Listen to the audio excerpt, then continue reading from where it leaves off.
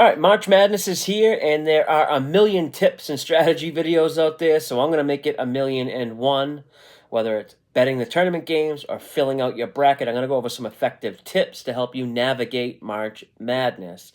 Now, first off, maybe the most important tip I got, simply take advantage of all the free-to-enter bracket contests. Every year, there's more and more free-to-enter contests that have legit cash prizes, even the ones where you need to have a perfect bracket in order to win should be filled out. Why not?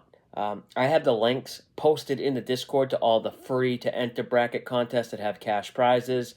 Everyone should be filling out brackets like crazy the next few days. Now, moving on here, next up, I'll call location. I want to know where each tournament game is played at. Every game is technically a neutral site game with no home team, but some teams, based on just luck of the draw, can have very little travel. Even in these first four play-in tournament games, a team like Xavier is basically playing a home game in Dayton, Ohio. Number one seed Auburn doesn't have to travel at all.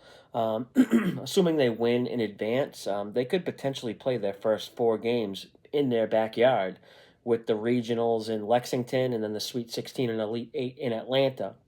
The Final Four would be the only time they really have to end up traveling, but that'd be a good problem for them.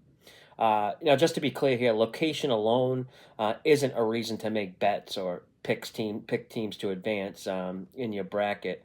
Actually, none of these tips I'm giving should just be the sole reason for making a bet, but rather be used in a supportive role to help you kind of confirm an opinion you might already have but are unsure about. Next tip is primarily for filling out brackets.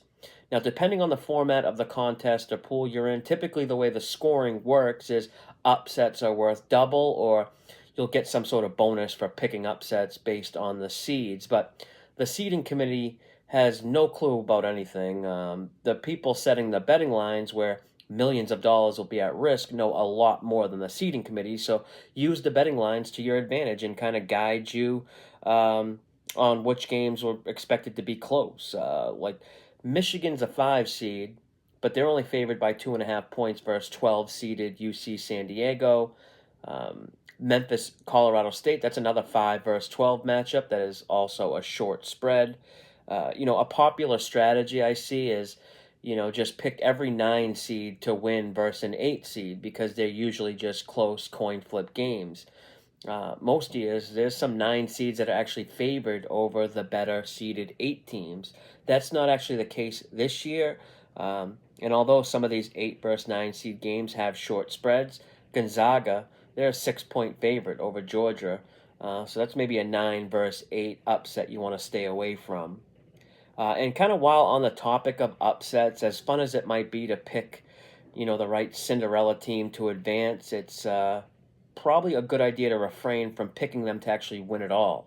I think in the last 20 years, there's only been one or maybe 2 teams that won the national championship that were rated outside the top 6 in KenPom ratings. So based on history, you might want to look towards one of the more powerhouse teams to actually win it all. Now, I have a lot more tips and helpful information posted inside the Betting Network Discord community. The invite link to join is in my bio. It's free to join.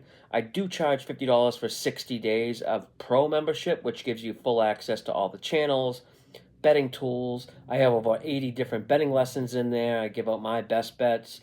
Any questions, let me know in the comments section. But until next time, good luck with your bets.